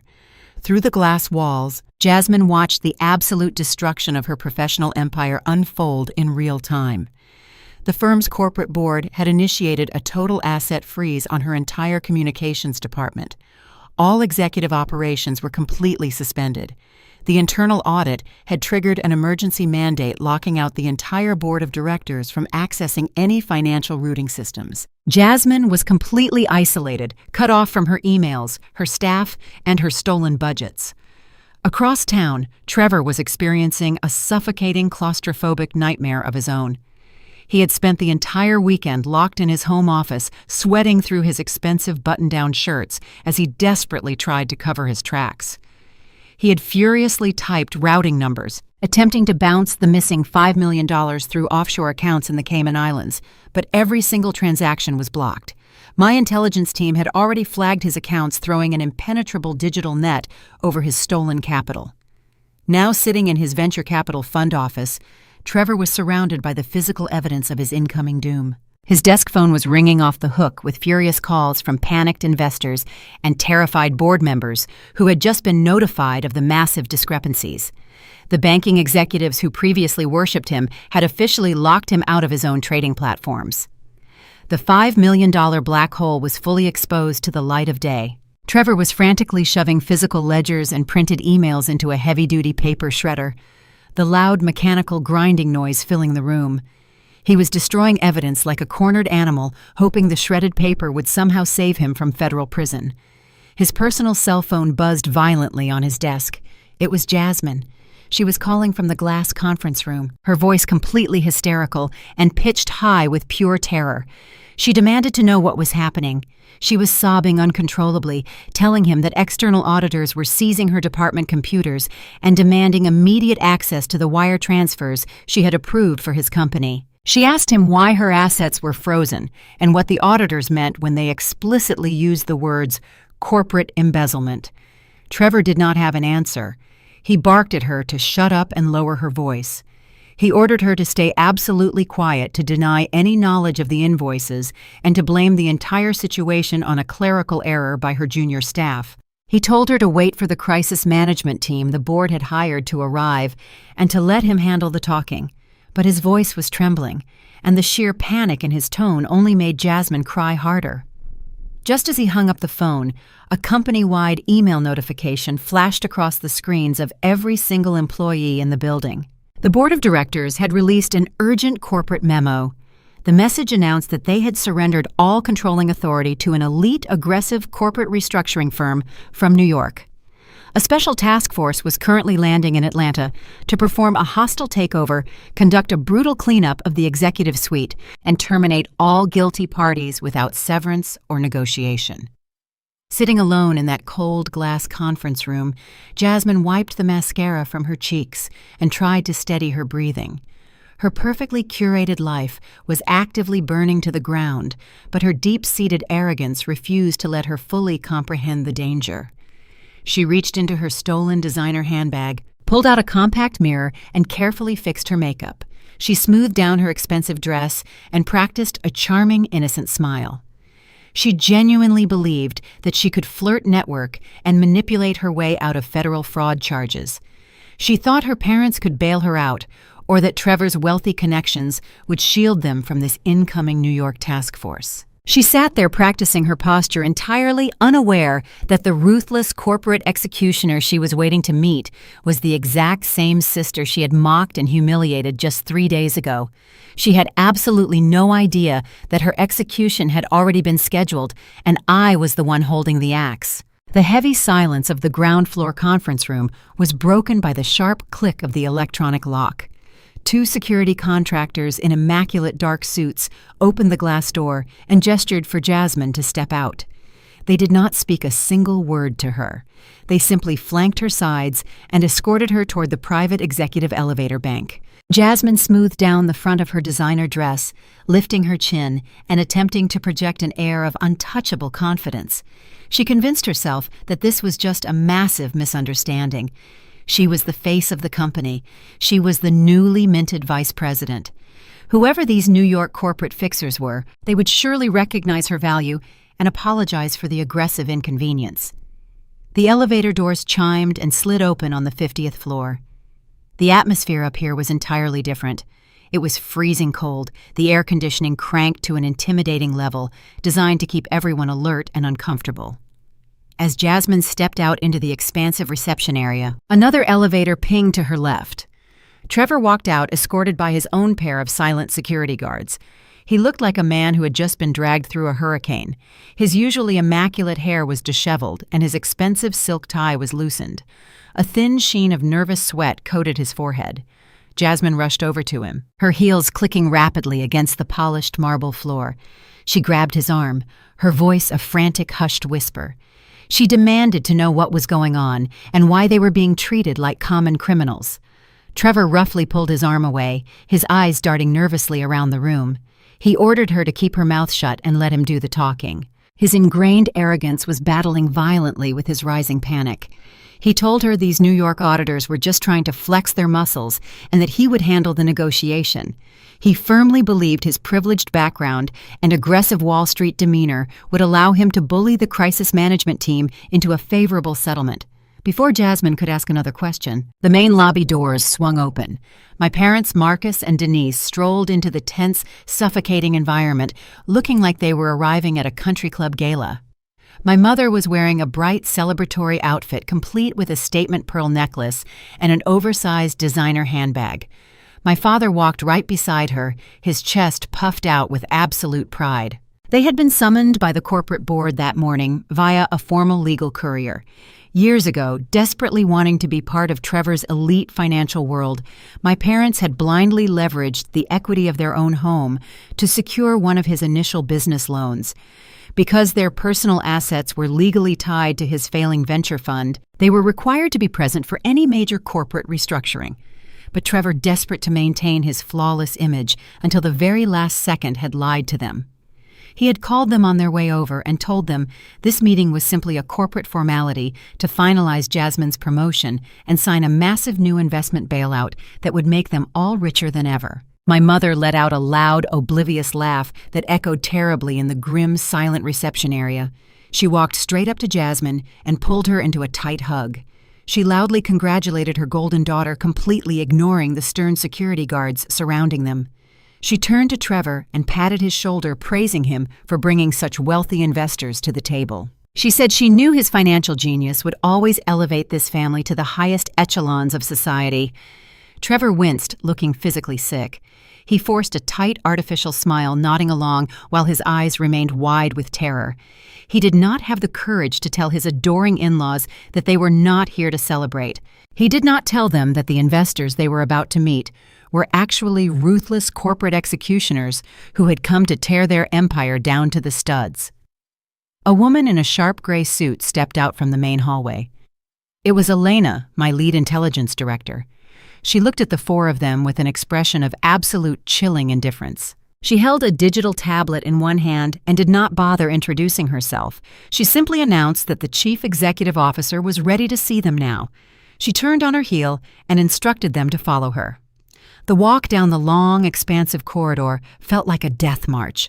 The walls were made of soundproof glass, and inside every single office, forensic accountants were boxing up hard drives and shredding documents.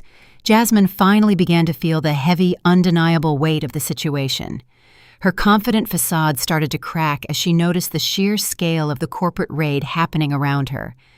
My father Marcus, oblivious to the grim reality, kept whispering to my mother about how impressive this new firm must be to command such a massive operation. Elena stopped in front of the heavy double mahogany doors of the primary executive boardroom. She pushed them open and stepped aside, gesturing for the family to enter.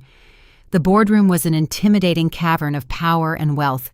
The floor-to-ceiling windows offered a dizzying panoramic view of the entire Atlanta skyline. A massive, polished glass conference table stretched across the center of the room. Standing along the walls were four of the most ruthless, sharp-suited corporate lawyers in New York City. They stood perfectly still, their hands folded in front of them, projecting an aura of absolute legal menace. The temperature in the room was bone-chilling, but all the gravity of the room was anchored to the far end of the glass table. Sitting in the high-backed black leather executive chair was the CEO. The chair was turned completely away from the door, facing the expansive windows. The figure sitting in it was perfectly still, projecting a silent, overwhelming authority that seemed to suck the oxygen right out of the room. Trevor stepped into the boardroom first, puffing out his chest and attempting to summon every ounce of his unearned privilege. He adjusted his suit jacket, cleared his throat loudly, and marched toward the glass table. He demanded that the CEO turn around and address him face to face. He barked that his time was incredibly valuable, and he was not going to be subjected to theatrical corporate intimidation tactics. He loudly declared that he was a senior vice president, and he demanded immediate respect. Jasmine followed right behind him, flanked by my oblivious parents. My mother, Denise, actually smiled at the formidable lawyers standing against the wall, whispering to my father that these must be the new partners Trevor brought in to facilitate Jasmine's promotion. She clutched her designer purse and looked eagerly toward the back of the leather chair, waiting to charm the wealthy New York executive who was supposedly going to make her daughter a star. They stood there at the edge of the glass table, a perfect portrait of arrogance, delusion, and desperate privilege. They were entirely ready to demand their place at the top of the corporate food chain. They had absolutely no idea that the predator sitting in the chair had specifically designed this room to be their slaughterhouse. I let the heavy silence hang in the air for exactly 3 seconds. Then I pressed the tips of my tailored shoes against the floor and slowly pushed. The heavy leather executive chair began to rotate. The mechanical swivel was completely silent, but the movement seemed to deafen the entire room. I did not rush. I let the anticipation stretch until it was almost physically painful. As my face finally came into view, the atmosphere in the boardroom instantly shattered. I was sitting perfectly straight, with my hands resting lightly on the armrests. I wore my emerald green silk suit, and my expression was a mask of absolute unyielding stone. Jasmine was the first to react. The breath rushed out of her lungs in a sharp, ragged gasp. She stumbled backward, her designer heels catching on the plush carpet until her shoulders slammed hard against the soundproof glass wall. Her perfectly manicured hands flew to cover her mouth to stifle a scream. My mother Denise suffered a similar fate. The eager, ingratiating smile she had prepared for the wealthy New York investors completely melted off her face. Her grip loosened, and her oversized designer handbag slipped from her fingers. It crashed onto the floor, sending her expensive cosmetics and keys spilling across the marble. The clatter echoed through the room like a gunshot, but no one moved to pick it up. My father Marcus stood frozen. His chest, which had been puffed out just seconds ago, immediately deflated. His eyes were wide and unblinking, staring at me as if a ghost had just materialized behind the most powerful desk in the building. Trevor, however, had a very different reaction. The color rapidly drained from his face, leaving him a sickly ashen gray. He stared at me with pure horror, realizing that the crisis management team called in to investigate his massive financial crimes was not a room full of strangers he could manipulate. It was me. But as the initial shock subsided, his deeply ingrained privilege and toxic arrogance fought their way to the surface in a desperate bid for survival. His face flushed a violent shade of red. Trevor slammed both of his hands flat against the thick glass of the conference table. The loud smack startled my parents, but the 4 corporate lawyers lining the walls did not even flinch. He leaned forward, spitting his words with furious indignation. He demanded to know what the hell I was doing sitting in the chief executive chair. He yelled that this was a restricted corporate lockdown and threatened to have me dragged out by security for trespassing. He turned his wild eyes toward the lawyers and demanded they remove this crazy woman from the building immediately. He barked that this was a professional environment and he would not tolerate a pathetic family prank while millions of dollars were on the line. I did not flinch. I did not raise my voice to defend myself. I did not even blink. I simply sat there in total silence and watched him unravel. It was a pathetic display of a man who realized his power was nothing more than an illusion. Before Trevor could reach for the conference phone in the center of the table to call security, my lead intelligence director, Elena, stepped forward from the shadows of the room. Her heels clicked sharply against the floor, commanding instant attention. She carried a towering stack of heavily redacted financial files and slammed them down directly in front of my seat. The heavy thud silenced Trevor instantly. Elena looked at my family with absolute ice in her eyes. She did not raise her voice, but her words cut through the room like a scalpel. "You will lower your voice and step back from the table," she instructed Trevor coldly. "Allow me to introduce you to the room." She gestured toward me with a crisp, professional motion.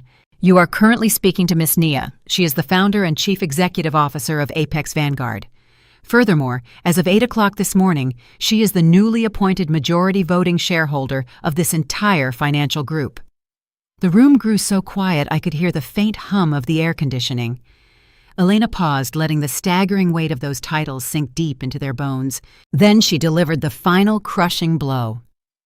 "She holds absolute legal authority over every single asset, every single employee, and every single executive decision in this building. You are standing in her boardroom. You are breathing her air." The psychological crushing weight of that reality pressed down on my family, completely obliterating their delusions of grandeur. The suffocation in the room was palpable. Jasmine began to shake uncontrollably, her hands clutching her stomach, as she looked wildly around the room for an exit that did not exist. My mother looked from Elena to the intimidating lawyers and finally back to me. Her mind was desperately trying to bridge an impossible gap between the daughter she had thrown away and the corporate titans sitting before her, holding the keys to their entire existence. My father braced himself against the wall, looking physically ill. Trevor shook his head wildly, violently, rejecting reality. He pointed a shaking finger at me and shouted that this was an illegal conflict of interest. His voice cracked, revealing the raw terror hiding beneath his anger. He accused me of staging a personal vendetta and threatened to tie my company up in federal litigation for decades. He told me I had absolutely no right to interfere with his venture capital fund and that he would call the police to report corporate espionage. I finally moved. I leaned forward, resting my elbows on the cool glass table, and folded my hands together. I looked directly into Trevor's panicked eyes, piercing straight through his bravado. I told him he lost the right to dictate legal terms the moment he created 3 offshore shell companies to funnel $5 million of stolen corporate capital out of his investors' pockets. Trevor gasped, as if all the oxygen had been vacuumed from the room. He stared at me with wild eyes, but his deeply ingrained privilege refused to let him surrender without a fight. He had spent his entire life failing upward, protected by his background, his connections, and a society that handed him second chances on a silver platter. He desperately tried to summon that unearned authority one last time. He slammed his fist against the table, rattling the glass. "You are completely out of your mind," he spat, his voice shaking with a volatile mix of rage and terror. "I am a senior vice president of a Tier 1 venture capital fund. You cannot just march in here with fake documents and accuse me of a federal crime. My legal team will bury you so deep you will never see daylight again. You have absolutely no jurisdiction over my fund." I did not blink. I did not raise my voice to match his frantic shouting. I simply reached out and picked up the thickest black folder from the stack Elena had placed in front of me. I tossed it effortlessly across the slick glass table. It slid with a heavy, satisfying thud, stopping precisely inches from Trevor's trembling hands. "Open it," I commanded, my voice dropping to a low, dangerous octave. When he refused to move, paralyzed by his own cowardice, I narrated the contents for him. Page 4, Trevor. A transfer of $1.2 million executed on October 14th, routed through a dummy consulting firm registered in the Cayman Islands. Page 9, $2.8 million diverted from the employee pension acquisition budget, masked as a high-tier media buy. And my personal favorite, page 22, the exact Internet Protocol address logs showing you frantically trying to move those frozen funds from your home office at 3 o'clock this morning. Trevor stared at the closed folder as if it were a venomous snake preparing to strike. He opened his mouth to speak, to offer some convoluted excuse about market volatility or aggressive restructuring strategies, but his voice completely failed him. The impenetrable shield of his background, the expensive private schools, the generational wealth, the societal assumption that a man who looked like him could never be a common thief, was instantly pulverized by raw, undeniable data. "You thought you were invincible," I continued, rising slowly from the executive chair. I walked around the edge of the large table, my heels striking the marble floor with measured, predatory precision. "You thought you could walk into this city, siphon millions of dollars from hard-working investors, and use my sister's communications department to launder the stolen capital. You truly believed that, because of who you are, no one would ever dare to look closely at your books. You thought your status made you bulletproof." I stopped walking and stood directly over him, looking down at the man who had once mocked my ambitions. "But you made one fatal miscalculation, Trevor. You left a digital paper trail so wide and so bloody that even a first-year accounting student could have caught you." Trevor stumbled backward, his knees hitting the edge of a leather guest chair. He collapsed into it, running his hands frantically through his disheveled hair. The arrogant, condescending man who had laughed in my face and locked me in a bedroom 7 years ago was entirely gone. In his place sat a terrified, pathetic criminal who finally realized he was going to federal prison. He looked wildly at the 4 corporate lawyers standing along the wall, his eyes begging for some sort of professional courtesy, a secret handshake, an implicit understanding among men of status. But the lawyers simply stared back with absolute, chilling apathy. They were my lawyers, and they smelled blood in the water. "Trevor," Jasmine whispered, her voice cracking with pure terror. She rushed to his side, grabbing his shoulder with her shaking hands. "Tell her she is lying. Tell them it is a mistake. You said the audit was just a formality. You said we were untouchable." Trevor could not even look at her.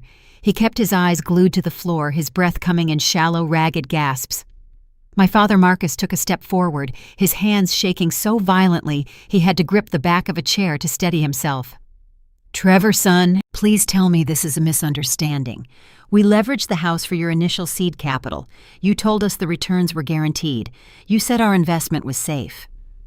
Cornered and desperate, Trevor's survival instinct kicked in.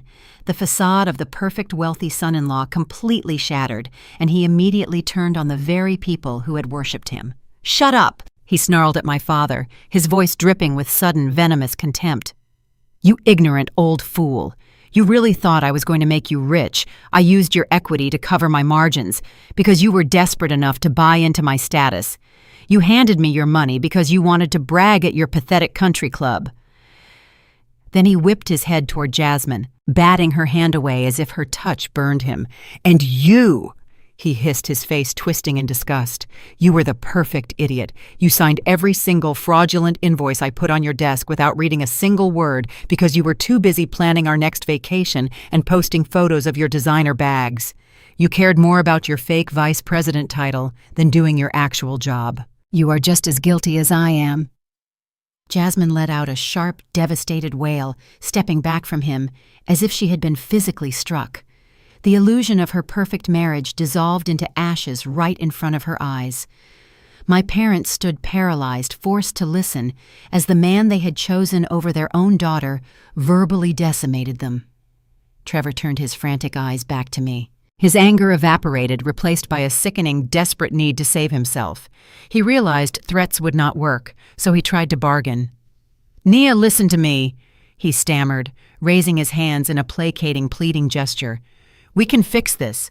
You are a crisis manager, right? That is what you do. You fix things. We can make a deal. I can restructure the debt. I have contacts. I can get the money back into the accounts before the federal authorities realize it is gone. Just give me 48 hours. We are family. You can take a percentage. You can take whatever you want." I looked down at him, my expression twisting into one of pure, absolute disgust. "You are trying to bribe me with money that you do not even have," I said, my voice razor-sharp, cutting through his pathetic pleas. "You still do not understand the reality of your situation. I am not here to negotiate a settlement, Trevor. I am here to facilitate an execution." I leaned in closer, forcing him to look directly into my eyes. The moment I signed the acquisition paperwork for this firm, my legal team handed this exact audit file directly to the Securities and Exchange Commission. There is no cover-up. There is no grace period. You are not going to call your wealthy friends to bail you out. Your venture capital fund is dead. Your reputation is completely decimated. And your future involves a highly publicized federal indictment. Trevor let out a choked Trevor let out a hollow sound and buried his face in his hands. He was utterly broken, stripped of his wealth, his freedom, and his pride. I stood up straight, adjusting the cuffs of my silk blazer, and turned my attention away from the ruined man in the chair. It was time to deal with the person who had blindly facilitated his crimes.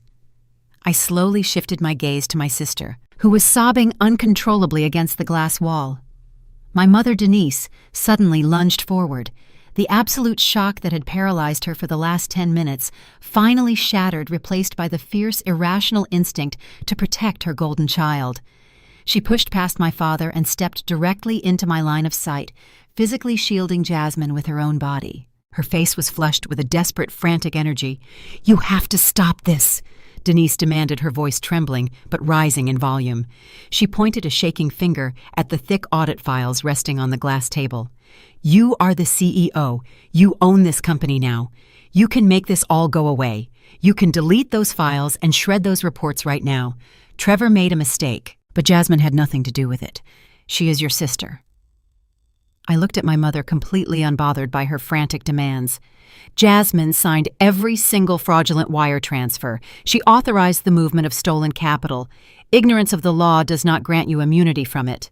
"She did not know what she was signing," Denise shrieked, slamming her hand against the back of an empty leather chair. "She trusted her husband. You cannot let her take the fall for this. You have the power to bury this investigation. Family protects family. Jasmine comes first. She has always come first, and you will protect her right now." The words hung in the freezing air of the boardroom. Jasmine comes first. I stared at the woman who gave birth to me. I let her exact words echo against the soundproof glass walls. And then I laughed. It was not a warm sound. It was a dark, chilling, hollow laugh that sent a visible shiver down my father's spine. I stood up from my executive chair and slowly walked around the massive mahogany table. My heels clicked against the polished floor with the rhythm of a ticking clock. I did not stop until I was standing less than 2 feet away from my mother. "Jasmine comes first," I repeated, my voice dropping to a deadly quiet whisper. "That is exactly what you told me 7 years ago. Do you remember that morning, Mother? Do you remember standing in the doorway of my bedroom, blocking my only exit while you tossed screaming toddlers onto my professional portfolio?" Denise swallowed hard, stepping back as I advanced. "You told me my career was a joke." I continued, my gaze locking her in place. "You told me my only purpose in life was to be a stepping stone to protect Jasmine's perfect marriage. You demanded that I sacrifice my entire future just so she could go drink champagne on a mountain. You threw me away like garbage because you thought Trevor was your golden ticket to elite society." I shifted my attention to Jasmine, who was cowering behind my mother, sobbing uncontrollably. The heavy designer makeup she had so carefully applied that morning was now running down her face in dark, ugly streaks. She looked absolutely pathetic. "Naya, please," Jasmine begged, her voice cracking. She clasped her hands together in front of her chest. I did not know what I was doing. I just wanted to be successful. I just wanted everyone to be proud of me. "You cannot let them send me to prison. I will lose everything. My friends, my house, my reputation." "You wanted the title without the work," I stated coldly. "You wanted the corner office and the corporate crown, but you refused to do the heavy lifting required to actually earn it. You were so utterly obsessed with curating a fake life on social media that you became the perfect, clueless accomplice to a federal crime." I turned back to my mother, holding her gaze with absolute, unyielding authority. "But you are right about one thing, Mother. I am finally prioritizing my sister. As the head of this firm, it is my sworn fiduciary duty to prioritize the immediate removal of all toxic corporate liabilities." I signaled to Elena. My intelligence director stepped forward with crisp military precision and handed me a single sheet of paper printed on heavy, watermarked corporate letterhead. I held the document up so Jasmine could clearly see the bold red termination stamp at the top. "Jasmine." I announced, my voice ringing out with the absolute unquestionable power of a corporate executioner. "As the chief executive officer and the controlling voting shareholder of this financial group, I am officially terminating your employment effective immediately. You are fired for gross negligence, severe breach of fiduciary duty, and active complicity in federal wire fraud." Jasmine let out a sharp, devastated wail. She crumpled to the floor, her knees hitting the expensive carpet as she buried her face in her hands. I did not flinch. I read the rest of the terms with the surgical precision of a machine. "You will receive no severance package. Your corporate stock options are permanently voided. Your executive health benefits are canceled as of this exact second. You are no longer the vice president. You are a civilian, and you are a massive legal liability to my empire." My father, Marcus, finally broke his silence. He rushed forward and dropped to his knees beside his golden child, wrapping his arms around her shaking shoulders. He looked up at me with tears pooling in his eyes, his pride completely shattered. "Nia, I am begging you," he pleaded, his voice thick with desperation. "She will lose everything. Trevor has ruined us. We have nothing left to fall back on. Please have some mercy on your own blood." "You drained the well of my mercy 7 years ago," I replied, staring down at the pathetic scene unfolding on the floor of my boardroom. "You chose your golden child and your wealthy white son-in-law over your own flesh and blood. You made your bed with stolen money and toxic arrogance. Now you get to sleep in it." I turned to the 2 security contractors waiting silently by the heavy mahogany doors. I gave them a sharp, definitive nod. "Escort this former employee to the ground floor. She is not permitted to return to her office. She is not permitted to collect any personal belongings. Ensure she leaves the premises immediately." The guards stepped forward, their expressions completely blank, and grabbed Jasmine by the arms. They hauled her to her feet. She kicked and thrashed, screaming my name, begging me to change my mind, begging our mother to do something. Denise lunged forward, trying to pull Jasmine away from the guards, but Elena smoothly stepped into her path, blocking her with an intimidating, impenetrable stance. "Take your hands off her!" Denise shrieked. Denise, her voice echoing wildly against the glass. "You cannot do this. You are destroying our family. We will have nothing." "I am not destroying anything," I said quietly, watching the guards drag my sister toward the elevator banks. "I am simply sweeping up the trash that you actively encouraged her to leave behind." Trevor, who had been sitting in paralyzed silence this entire time, finally realized the absolute finality of the situation. His wife was gone. His job was gone. His fake empire had been burned to ashes in a matter of minutes. He looked at me, a hollow, empty shell of the arrogant man who had walked into this building just an hour ago. But the execution was not over. The corporate cleanup had only just begun. I had saved the most devastating, perfectly calculated blow for the very end. I walked back to my leather chair, sat down, and picked up the final folder resting on my glass desk. It was time to sever the last remaining thread of their toxic delusion. I opened the sleek black folder resting in the exact center of my glass desk. The high-grade paper made a sharp, crisp sound as I turned to the final page. The boardroom was suffocatingly quiet. Trevor was still slumped in his guest chair, staring blankly at the polished marble floor. My father was holding my mother, who was trembling violently against his chest. They were waiting for me to dismiss them. They genuinely thought the worst was over. They thought watching Jasmine lose her corporate title and her stolen lifestyle was the ultimate penalty. They were entirely wrong. The corporate cleanup was just entering its final phase. I looked directly at Marcus and Denise.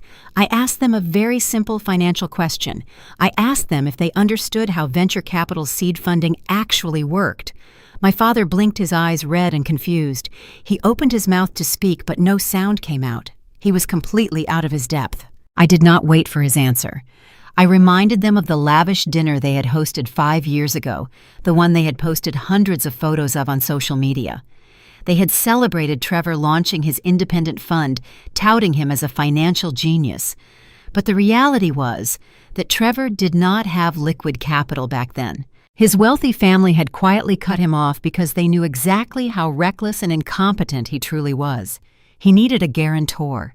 He needed a massive line of credit to rent his office, hire his staff, and create the illusion of success. He needed someone foolish enough to underwrite his massive bank loans. "He looked at the two of you," I said, my voice slicing through the silent room like a blade. "Two people so utterly desperate for social validation, so hungry to be tied to a man of his perceived racial and economic status that you did not even bother to read the fine print. You wanted to brag at your country club so badly that you handed him a blank check." I reached into the folder and pulled out a heavy stapled legal document. It was a master loan agreement and a deed of trust. The signatures at the bottom were instantly recognizable. "You leveraged the entire equity of your sprawling 6-bedroom house." I continued, holding the document up so they could see their own handwriting. "You signed away your sanctuary, the very same house where you locked me in a bedroom to protect his vacation. You put your entire life on the line to guarantee Trevor's toxic debts. You bet your entire existence on a man who despised you behind your backs." My mother let out a small, wounded gasp. She looked at Trevor, demanding that he tell me this was a lie. She begged him to assure her that their home was safe. Trevor did not even lift his head. He just pulled at his loose silk tie, completely defeated. I set the document down and explained the mechanics of high-level banking to them as if I were speaking to children. I told them that when the internal audit flagged Trevor's massive wire fraud last week, his primary lenders instantly panicked. Major banks absolutely despise criminal liability. They immediately categorized his entire portfolio as distressed toxic debt. And when banks wanted to quietly offload toxic debt before a federal investigation goes public, they sell it for pennies on the dollar to massive private equity firms. They sell it to firms exactly like Apex Vanguard. I watched the exact second the catastrophic math finally clicked in my father's head. His knees literally buckled beneath him. He had to grab the edge of the heavy glass conference table with both hands just to stop himself from collapsing onto the floor. His breathing became shallow and erratic. My mother looked at him frantically, shaking his arm and demanding to know what I meant. My father could barely speak. A single tear rolled down his weathered cheek. He choked on his words as he looked at my mother and told her that I owned their debt. I stood up from my chair and buttoned my emerald silk blazer. I corrected him. I told him I did not just own their debt. I explained that because Trevor had officially defaulted on the terms of the loan by committing federal fraud, the collateral was subject to immediate seizure. "I own your house." I announced the words ringing out with absolute terrifying finality. "I own the walls, the roof, the front door, and the beautiful rose garden where I scraped my hands climbing out of a window 7 years ago. Every single brick of your perfect suburban illusion belongs entirely to me. I hold the deed to your entire life." The silence that followed was heavy enough to crush bone. My mother dropped to her knees right there in the middle of the boardroom. The woman who had spent my entire life obsessed with appearances, who had treated me like a stepping stone for her own vanity, was kneeling on the floor in front of me, weeping uncontrollably. She begged me not to take her home. She cried that she was too old to start over. She pleaded with me to remember that she was my mother and that blood had to mean something. My father could not even look at me. He stared at the legal document on the table, completely broken. The pride he had carried for decades, the arrogance that had allowed him to throw his own daughter away, was entirely pulverized. They were completely at my mercy. Their fate, their shelter, their entire future was resting in the palm of my hand. I looked down at the two people who had caused me so much pain. I felt absolutely no pity. I felt no remorse. I only felt the cold, precise satisfaction of a ledger that had finally been balanced. Before my mother could utter another desperate plea, the heavy mahogany doors of the boardroom swung open with a violent, authoritative force. The two security contractors stationed by the entrance immediately stepped aside, clearing the path for the real authorities. A team of 6 federal agents walked into the room. They moved with absolute synchronized precision. They wore dark windbreakers with the bright yellow letters of the FBI and the Securities and Exchange Commission printed sharply across their backs. Silver badges gleamed against their chests, catching the cold light of the room.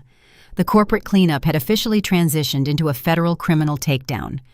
The lead agent, a tall, uncompromising man with a hardened expression, did not waste a single second on pleasantries. He walked straight past my kneeling mother and approached the glass conference table. He stopped directly behind Trevor's chair. Trevor did not try to run. He did not try to invoke his family name or his elite university pedigree. The sheer weight of the federal badges completely evaporated the last remaining fumes of his arrogance. He sat frozen in the guest chair, his eyes wide and vacant, watching his entire life shatter into a million irreparable pieces. The agent spoke with a loud, booming voice that commanded the entire room. He stated Trevor's full name and officially placed him under arrest for multiple counts of federal wire fraud, corporate embezzlement, and severe violations of the Securities Exchange Act. He instructed Trevor to stand up and place his hands behind his back. When Trevor could not command his legs to move, 2 agents stepped forward. They grabbed him by the shoulders, hauled him roughly to his feet, and twisted his arms behind his back.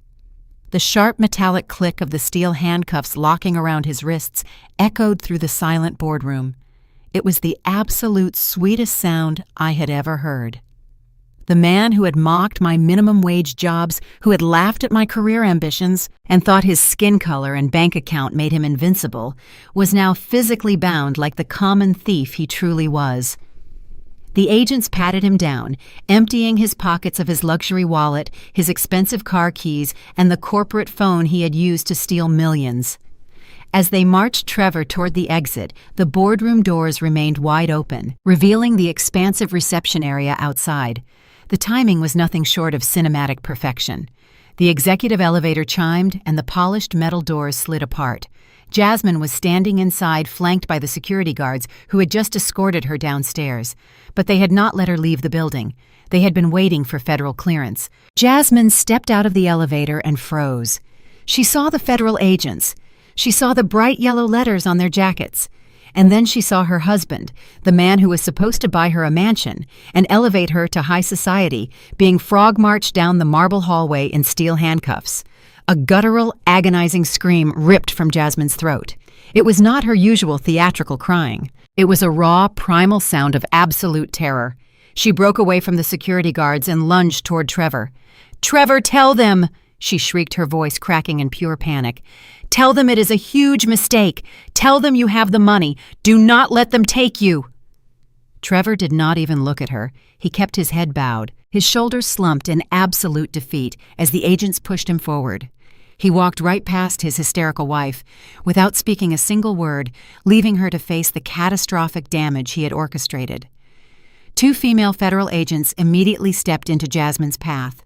They blocked her from reaching Trevor and calmly informed her that she was being detained for questioning regarding her role in the approval of fraudulent wire transfers. They did not handcuff her, but they took her by the arms and guided her toward a separate holding room. Jasmine fought against their grip, twisting her body and looking wildly around the corridor. Her eyes locked onto me as I stood in the doorway of the boardroom. The arrogant, spoiled golden child was completely gone. She was hyperventilating. Her designer dress wrinkled, her expensive makeup smeared completely across her face in dark, ugly streaks. "Nia, please," she begged, sobbing so hard she could barely form the words. "Please do not let them take me. I am your sister." "I will do anything. I will give the title back. I will give the money back. Just tell them to stop. You fix things, Nia. Fix this." I stood perfectly still, my hands resting casually in the pockets of my emerald suit. I looked at her with the same cold, unflinching indifference she had shown me for 32 years. I told her that she should have read the documents before she signed them. I turned my back on her and walked into the boardroom, letting the heavy mahogany doors swing shut, cutting off the sound of her desperate, pathetic wails. Inside the room, the atmosphere was completely devastated. My mother, Denise, was still on the floor. She had witnessed the entire scene through the glass walls. She had watched her wealthy, privileged son-in-law get hauled away in chains. She had watched her golden, perfect daughter get detained by federal authorities. Her entire universe, built entirely on false prestige, social climbing, and toxic favoritism, had just been vaporized in a matter of minutes. Denise collapsed entirely. She fell forward, her hands pressing flat against the cold marble floor, and she began to hyperventilate. It was the very first time in her entire life she was tasting the bitter, metallic flavor of absolute, unconditional loss. There was no one left to manipulate. There was no one left to blame. There was no wealthy benefactor coming to save her. She had traded her own flesh and blood for a seat at a table that was funded by stolen money, and now she was left with absolutely nothing. My father. Marcus slowly sank into a chair, burying his face in his trembling hands. He was crying quietly, the silent, defeated tears of a man who realized he had destroyed his own family for a mirage. They had absolutely no money, no home, no status, and no future. The country club friends they so desperately wanted to impress would be reading about their spectacular downfall in the Financial Times by tomorrow morning. They would be the ultimate social pariahs of Atlanta. I walked back to my desk and picked up my briefcase. The corporate takeover was officially complete. The criminals had been removed, the assets were frozen, and the toxic liabilities had been permanently neutralized. I had executed a flawless, brutal restructuring of both this financial corporation and my own family tree. I stood at the head of the conference table and snapped the golden clasps of my briefcase shut. The sharp metallic sound snapped my mother out of her shock-induced trance. She scrambled awkwardly from the marble floor, grabbing the hem of my emerald blazer with trembling hands. Her tear-streaked face was a portrait of absolute desperation. "Nia, please," she sobbed, her voice cracking under the weight of her impending homelessness. "You cannot do this to us. You cannot take our home. Where will we go? We are your parents. We gave you life. You have made your point. You won. Just please let us keep the house." My father looked up from his hands, his eyes bloodshot and pleading. He weakly echoed her sentiments, begging me to show some shred of family loyalty, promising that things would be different now. He swore they had learned their lesson and pleaded with me not to throw them out onto the street at their age. I looked down at my mother's hands, desperately clutching my pristine silk blazer. I did not pull away immediately. I simply stared at her fingers until she realized the sheer boundary she was crossing and slowly withdrew her hands, shrinking back in fear. I stood perfectly straight, smoothing out the fabric where she had touched me. I tilted my head, looking down at the two people who had once held absolute terrifying power over my life. The fear in their eyes was the exact same fear they had forced me to swallow when they locked me in that bedroom. "I do not negotiate with toxic assets," I said, my voice cold and unyielding. "The deed belongs to Apex Vanguard now. The foreclosure process has already been legally initiated, and there is absolutely nothing your lawyers can do to stop it." I stepped past them. I stepped past, moving methodically toward the heavy mahogany doors. But before I crossed the threshold, I paused. I turned my head just slightly, casting one final chilling look over my shoulder at the ruined king and queen of their fake suburban castle. "You have exactly 30 days to pack up whatever cheap possessions you have left." I commanded, my words landing like heavy stones in the quiet room. "Do not attempt to strip the fixtures or damage the property. My security team will be monitoring the premises 24/7. And when the 30th day arrives, I want you to remember one very specific instruction." My parents stared at me, holding their breath. "Do not walk out through the front door," I stated, my tone dripping with absolute finality. "You will pack your bags, and you will leave through the back door. You will exit through the dirt and the mud exactly how you forced me to leave 7 years ago." I turned my back on them and walked out of the boardroom. I strode down the executive corridor, my heels clicking rhythmically against the floor, and I did not look back, not even once. The scene transitions smoothly from that cold corporate hallway back to the warm ambient lighting of my penthouse in Atlanta. I am sitting exactly where I started this story, relaxing on my custom leather sofa with the glittering city skyline stretched out endlessly behind me. I lift my crystal flute of vintage champagne, taking a slow, deeply satisfying sip. The distant hum of the traffic far below feels like a victory march. Society constantly conditions us to believe that blood is an unbreakable absolute bond. They preach that we must endlessly forgive every betrayal, absorb every insult, and willingly sacrifice our own potential just to keep the peace at a toxic family dinner table. But that is a dangerous lie designed to keep abusive cycles alive. Family is supposed to be a solid foundation of support, not a heavy anchor dragging you into the abyss of their own failures. When the people who are supposed to protect you decide to sell you out for their own superficial vanity, you have zero obligation to be their safety net. Cutting my family off was not an act of cruelty. It was the ultimate act of self-preservation. I stopped begging for a seat at a table that was built on lies, stolen money, and unearned privilege. I walked out into the dirt and built my own empire from the ground up. I realized that my worth was never determined by their approval. True, undeniable power comes from absolute independence. When you control your own narrative and you own your own capital, nobody can ever lock you in a room again. They expected me to remain the invisible submissive sister forever. Instead, I became the architect of their complete destruction. You have heard my story. Now I want to hear yours. Have you ever had to cut ties with a toxic family member who tried to diminish your light? Have you ever had to walk away from a table where respect was no longer being served? Drop down into the comments below and share your experiences. Tell me how you broke free from the people who tried to hold you back. Hit that like button and subscribe to the channel if you believe in unapologetically taking your power back. People always love to say that living well is the best revenge, but they are entirely wrong. The best revenge is not harboring anger. It is not screaming or crying or desperately trying to make a narcissist understand your pain. The best revenge is a blood-soaked financial report.